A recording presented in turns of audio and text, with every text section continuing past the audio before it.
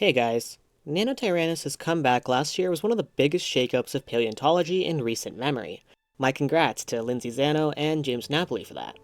While I'm glad everyone seems to be on the same page regarding the morphological and ontogenetic issues around an Nanotyrannus transforming into an adult Tyrannosaurus, there was something that irked me, and it's something that I was bothered by for months before that paper actually came out.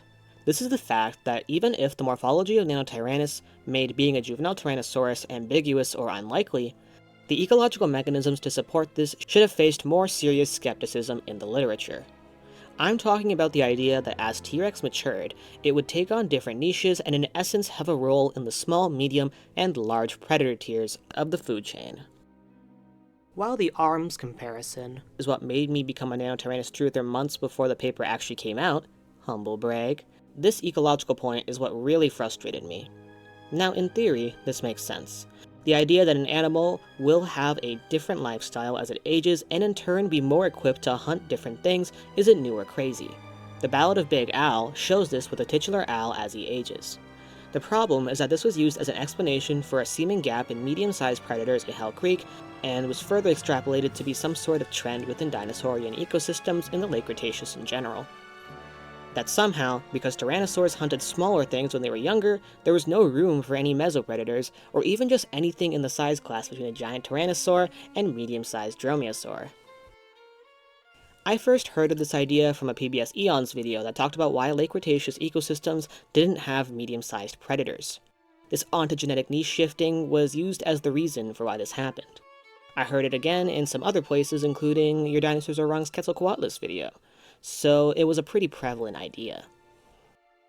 First, let's look at this from a perspective involving other paleo environments. What originally made me doubt this was the fact that this, for some reason, only applied to tyrannosaurs, and nobody else. I don't know of anyone claiming that this would also occur in ecosystems with any other large predatory dinosaurs. This, for the most part, was something tyrannosaurs got to keep to themselves as some sort of special ecological life hack for success. Allosauroids share their ecosystems with smaller predators all the time. They also had longer legs as juveniles, and presumably were more nimble than the adults.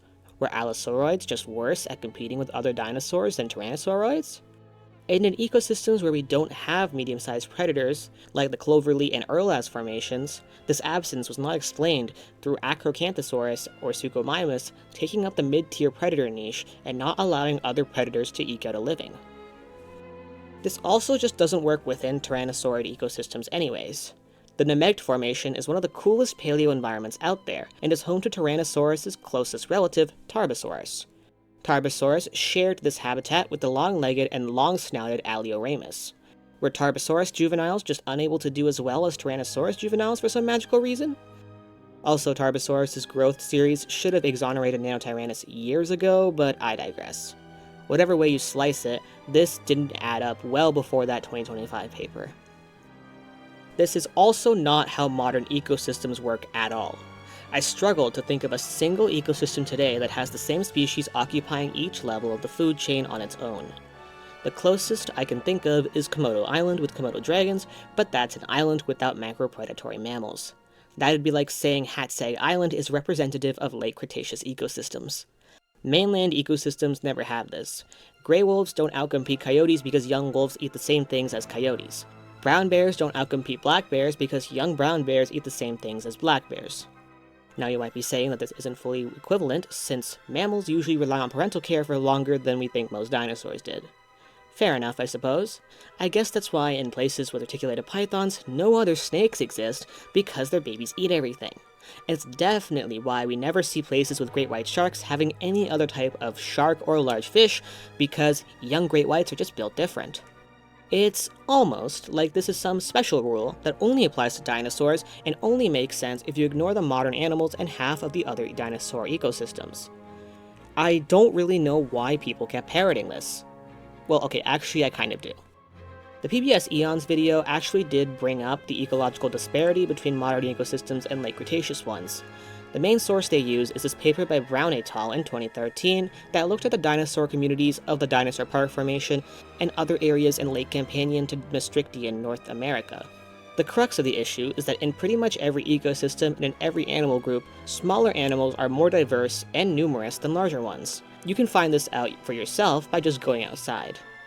Dinosaurs seem to be in a different position, with larger dinosaurs outnumbering smaller ones. Plotting body size and dates of discovery, the authors find that it takes an average of 65.9 and 75.6 years to discover animals below 60 kilograms, compared to an average of 33.6 and 34.1 years for animals above 60 kilograms in these areas. They come to the conclusion that faunal assemblages in Dinosaur Park and other well-sampled paleo environments, including Hell Creek, would be reasonably representative of their fossil records when it comes to large and medium-sized animals, but that we have a lot of small animals waiting to be discovered. The paper does state that preservation bias against small dinosaurs has been brought up in the literature before, but that this was the first attempt to actually quantify this.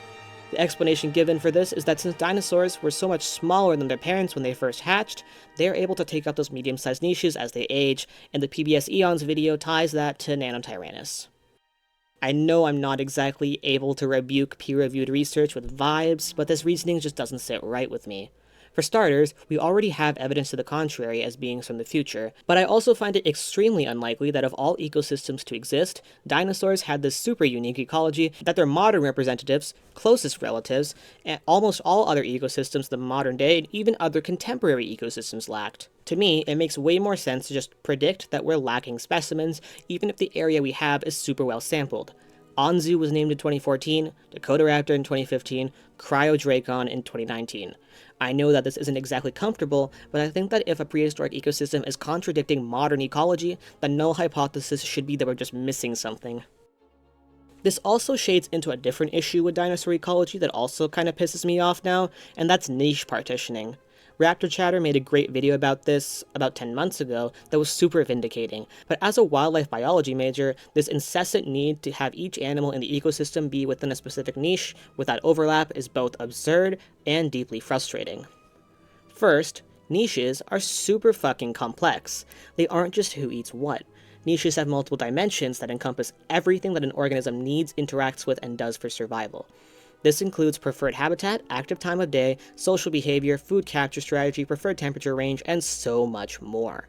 Besides that, the idea that competition for resources is somehow such a severe selection pressure that animals that overlap isn't an option is patently ridiculous. If this logic were to be followed for everything, Lion King wouldn't exist. Lions and hyenas eat the same things, are active at the same times, are both pack hunters, live in the same place, in the same habitats, and as a result, they compete. Sometimes brutally. Even if Nanotyrannus was a juvenile Tyrannosaurus, that isn't remotely a good reason for why there aren't any medium-sized predators. Now, of course, some of you might be thinking about Dakotaraptor, but Dakotaraptor is a can of worms that I don't want to get into, especially since access to the supposed holotype is being restricted by the unsavory individual who owns it. So it's basically null. The point is, this idea that competition over resources must result in only one of the affected parties surviving needs to die. It also brings up a more general headache I have, which is that people think that certain types of dinosaurs kept other dinosaurs down? Like the idea that Allosaurids were keeping down the Tyrannosauroids, or Allosaurids kept down the Ceratosaurs. For that second one, Giganotosaurus is one of the largest theropods of all time, and it coexisted with Ekrixinatosaurus, which is one of the largest abelisaurs. This trend continues after those two go extinct, with Mapusaurus coexisting with Scorpiovenator. And even after the Carcharodontosaurs bit the dust, it's not like abelisaurids were free to muck about as they pleased in Gondwana. Megaraptorans are a thing. As for Tyrannosaurs finally being free after the extinction of the Allosaurs, there's a very simple and fundamental misunderstanding of ecology going on. To start, it's not usually the case that certain types of animals are kept from higher order niches by pre-existing groups. Sure, when those top order animals go extinct, it leaves a vacuum and those animals exploit it. This is a widely understood phenomenon called adaptive radiation, and it usually happens after mass extinctions. In fact, there is a paper that looked at the adaptive radiation of dinosaurs and found that they usually had a burst of diversity early in their lineages after niches open up. However, this rule doesn't work in a lot of cases. For example, sharks were the apex predators of the oceans after Mesozoic marine reptiles went extinct and before cetaceans evolved.